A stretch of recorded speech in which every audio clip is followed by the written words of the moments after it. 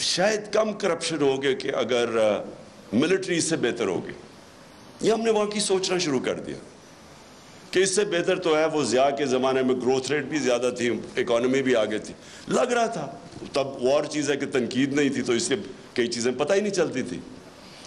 تو ہم نے بھی یہ سوچنا شروع کیا, کیونکہ انہوں نے جو دونوں دفعہ کرپشن میں گئی, ان کے اوپر پورے دونوں نے ایک دوسرے کے اوپر جو کیسز بنائے کرپشن کے, کوئی سر مال تھا, کوئی ہدایبہ پیپر مل تھی.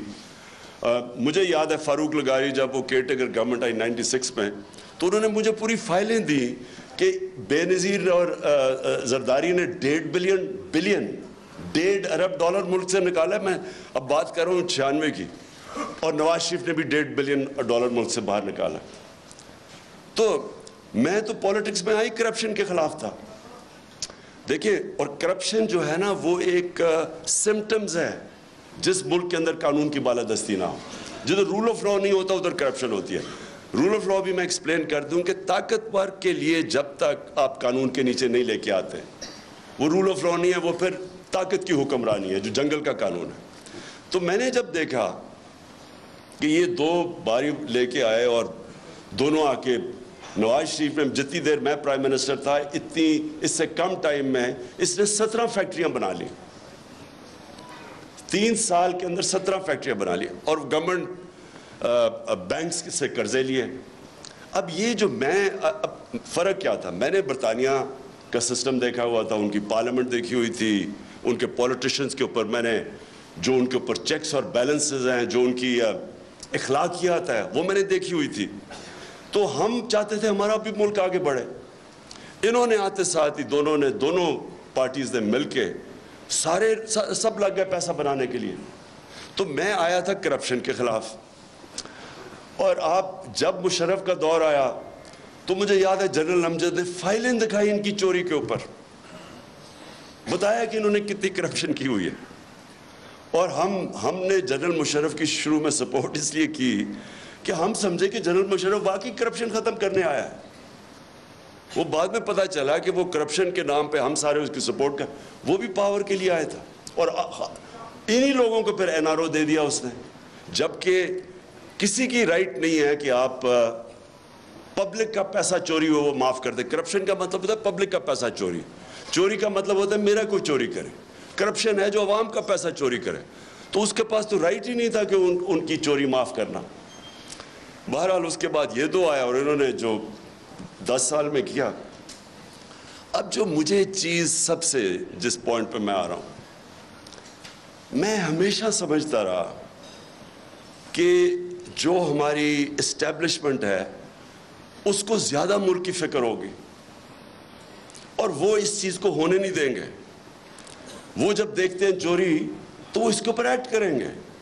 کیونکہ مجھے تھرو آؤٹ جب میں یہ سٹرگل کر رہا تھا تو مجھے اسٹیبلشمنٹ کی طرف سے کئی دفعہ مجھے ISI نے مجھے بتاتے تھے ان کی چوری کہ یہ جی فلانے انہوں نے اتنی چوری کی. یہ بھی جو دور تھا ان کا 2008 سے لے کے, تب بھی مجھے وہ مٹیریل جی اس نے اتنا چوری کر لیا, وہ چائنا جا کے تو اتنی کک بیکس لے لی. یہ مجھے بتایا کرتے تھے کہ وہ جی اس کا حمزہ یہ سلمان شہباز یہ وہ چائنا پہنچا تھا کک بیکس لینے کے لیے کانٹریکٹس کے اوپر. یہ ساری ان سے مجھے انفارمیشن آئی تھی. اور جب میں پھر پرائم منسٹر بنا تو سارے کیسز سب کو پتا تھا کہ ان کے کیسز کون سے ہیں. اور بدقسمتی سے جو نیب تھی وہ ہمارے کنٹرول میں نہیں تھی. تو مجھے تب بھی سمجھنا ہے کہ کیسز سارے میچور ہیں, کیوں نہیں پکڑے جا رہے ہیں. تو بعد میں پتہ چلا کسی کا شفقت کا ہاتھ تھا, وہ کبھی ایکسیلیٹر دبا دیتے تھے پھر کبھی واپس آ جاتا تھا. ہم جناب دیکھ رہے ہیں تماشا, گالیاں ہمیں پڑ رہی ہیں کہ جی آپ نے وہ کسی کو نیب میں لے کے جاتے تھے تو مجھے گالیاں نکال کے اندر جاتے ہوئے بھی باہر نکلتے ہوئے بھی. لیکن ہمارا ہاتھ میں, میرے ہاتھ میں نیب کدھر تھی. میں تو کہا اگر میرے ہاتھ میں نیب ہوتی تو یہ بڑے آرام سے کم از کم 15-20 لوگوں سے ہم اربوں روپیہ نکال لیتے ان کو جیلوں میں ڈال کے. اچھا اب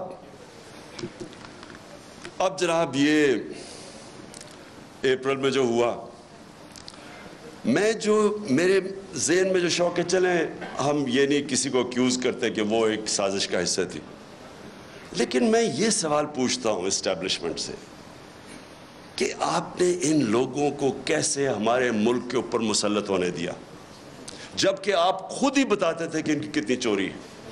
اس کا تو یہ مطلب کہ چوری آپ کے لیے بری چیز نہیں ہے۔ اور میں اس لیے ایک ملک میں یہ اپنے دور میں نے شروع کر دیا تھا، رحمت للعالمین اتھارٹی بنا کے سیرت نبی اپنے بچوں کو پڑھائیں، کیونکہ جو امر بالمعروف ہے وہ ایک معاشرے کا کارنر سٹون ہوتا ہے۔ ایک معاشرہ جب اچھائی کے ساتھ کھڑا ہوتا ہے اور برائی کے خلاف کھڑا ہوتا ہے تو معاشرہ فائٹ کرتا ہے برائی، کرپشن کو معاشرہ فائٹ کرتا ہے۔ لیکن جب آپ برائی کو برائی نہ سمجھیں، کرپشن بری چیز ہی نہیں ہے، چوری بری چیز نہیں ہے، تو محنت کون کرے گا آپ کے معاشرے میں؟ اگر آپ نے معاشرہ اپنا تباہ کرنا ہے، آپ کو کوئی ایٹم بم پھینکنے کی ضرورت نہیں ہے، صرف اخلاقیات ختم کر دیں، اچھے برے کی تمیز ختم کر دیں۔ مولانا رومی کی بڑی فیمس سینگ ہے، کسی نے پوچھا مولانا صاحب ایک قوم کیسے مرتی ہے؟ انہوں نے 2 درختوں کا بتایا، ایک بڑا خوشبودار اور ایک بڑا برا درخت۔ انہوں نے کہا جب ایک قوم ان کے اندر فرق کرنا ختم کر دیتی ہے، اچھے برے کی تمیز ختم کرتی ہے، قوم مر جاتی۔ اس لیے ہی جو مدینہ کی ریاست تھی وہ امر بالمعروف پہ کھڑی ہوئی تھی، سارے معاشرے کو حکم کیا گیا تھا کہ آپ نے برائی کے خلاف کھڑے ہونا ہے۔ اب میں نے انگلینڈ کے اندر یہ دیکھا ہے، میں امر بالمعروف پہ وہ چل رہے ہیں۔ آپ کو میں بتاؤں کہ ان کا ایک بہت بڑا نام تھا لارڈ جیفری آرچر، بڑا مارگریٹ تھیچر کا رائٹ ہینڈ، ان کی پرائم منسٹر کا رائٹ ہینڈ آدمی تھا۔